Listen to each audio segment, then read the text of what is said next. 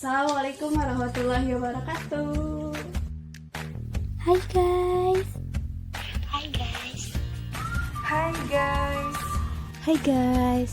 Hai guys, bagaimana kabar kalian semua? Semoga sehat selalu dan jauh dari ancaman virus ya. Teringat kan sekarang lagi booming banget nih sama yang namanya virus corona atau COVID-19. Nah, di video kali ini saya dan teman-teman akan membahas tentang apa sih virus corona itu dan bagaimana sih cara pencegahannya. Yuk simak video berikut ini. Virus corona telah menyebabkan kasus infeksi di sebagian bahkan di seluruh negara di dunia, termasuk Indonesia. Jadi, wajar dong kalau kita merasa takut terinfeksi karena penularannya yang begitu cepat. Sebenarnya, apa sih virus corona? Virus corona merupakan keluarga besar virus yang menginfeksi saluran pernafasan atas ringan hingga sedang seperti flu. Namun, beberapa virus corona dapat menyebabkan penyakit seperti SARS-CoV, MERS-CoV, pneumonia, dan coronavirus disease atau COVID-19. Masa gejala orang yang terinfeksi belum bisa diketahui pasti.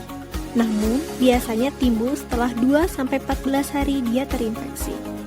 Nah, kita bisa memecah rantai penularan virus ini dengan cara social distancing.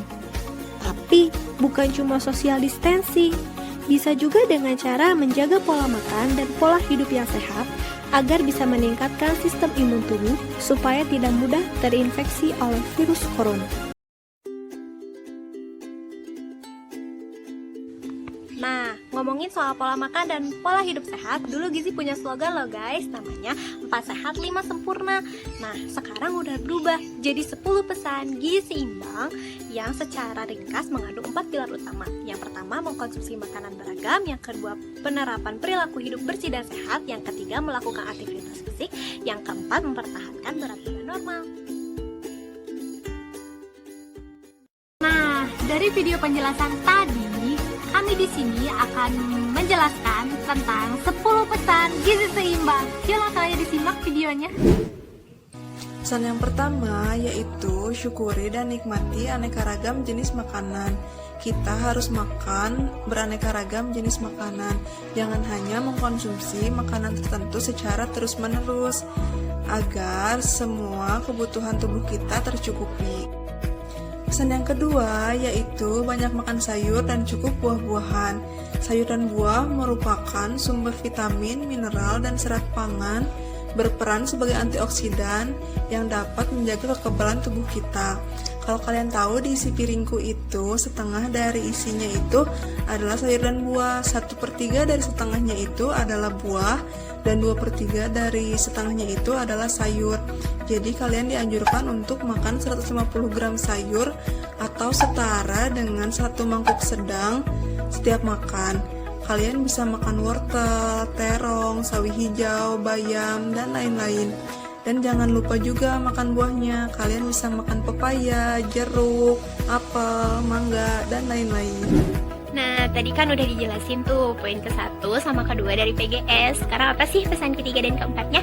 Yuk kita simak. Pesan ketiga dari PGS yaitu konsumsi lauk pauk berprotein tinggi. Bahan makanan sumber protein tinggi itu sebenarnya sangat gampang loh guys buat kita temui. Apa aja sih contoh makanannya? Contoh makanannya seperti telur, daging ayam, daging sapi, ikan, dan sumber protein hewani lainnya. Nah, selanjutnya pesan keempat dari PGS yaitu konsumsi aneka ragam makanan pokok. Biasanya kan kita mengonsumsi nasi sebagai makanan pokok. Nah, sebetulnya tidak hanya nasi loh guys yang bisa kita konsumsi sebagai makanan pokok. Kita bisa mengonsumsi sumber karbohidrat yang bervariasi. Contohnya kentang, mie, bihun, terus umbi-umbian, serta sumber karbohidrat lainnya. Hai, balik lagi sama aku Ashifa. Di sini bakal menjelaskan sedikit tentang pesan kelima dan pesan keenam. Pesan kelimanya adalah batasi konsumsi gula, garam, dan lemak. Kenapa? Yang pertama, segala hal yang dikonsumsi secara berlebihan itu nggak baik buat kita. Lalu, ketiga komponen ini dapat menyebabkan penyakit-penyakit degeneratif loh. Kayak apa sih contohnya? Diabetes, hipertensi, kolesterol, dan penyakit jantung koroner. Masih banyak yang lainnya. Kalian nggak mau kan? Lanjut ke poin yang keenam, yaitu biasakan sarapan. Kenapa sih sarapan jadi sangat penting buat kita?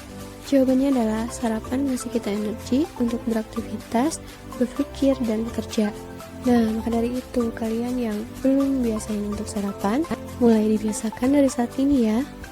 Lalu, sarapan itu ngasih banyak manfaat loh buat kita. Yang pertama, jadi rajin bangun pagi. Yang kedua, terhindar dari pola makan yang berlebihan saat jam makan siang. Biasanya kalau kita nggak sarapan dulu, nanti dimakan siangnya berlebihan gitu kan. Nah, selain itu, sarapan yang baik juga di jam-jam berikut ini. Jangan lupa ya, pesannya diterapkan. Poin 7 dari pedoman gizi seimbang yaitu biasakan minum air putih yang cukup dan aman. Seperti yang kita ketahui, air merupakan salah satu komponen yang penting bagi tubuh kita.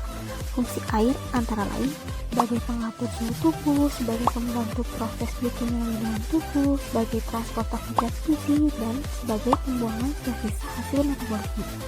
Maka dari itu, pastikan jangan lupa minum air putih minimal 8 gelas per hari dan pastikan air yang diminum aman, terbebas dari berbagai kuman penyakit dan bahan-bahan berbahaya. Poin 8 dalam pedoman gizi seimbang yaitu biasakan membaca label pada kemasan pangan. Fungsinya agar kita mengetahui bahan apa saja yang terkandung dalam makanan tersebut, dan juga meminimalisir bahaya yang bisa terjadi pada konsumen yang memiliki resiko tinggi karena penyakit tertentu. Dan lupa juga untuk melihat tanggal kadaluarsanya ya. Jangan lupa. Sekarang aku mau nunjukin cara mencuci tangan dengan sabun yang baik dan benar. Yuk ikutin. Pertama, basahin tangan. Ambil sabun. Putar-putar di telapak tangan. Kemudian punggung tangan. Selesai jari. Kunci. Jempol. Dan terakhir kuku. Kemudian bilas.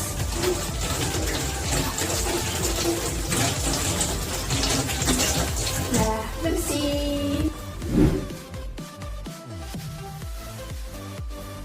Nah guys, meskipun kita di rumah aja, tapi jangan lupa untuk berolahraga minimal 3-5 kali dalam 1 minggu dengan durasi 30 menit.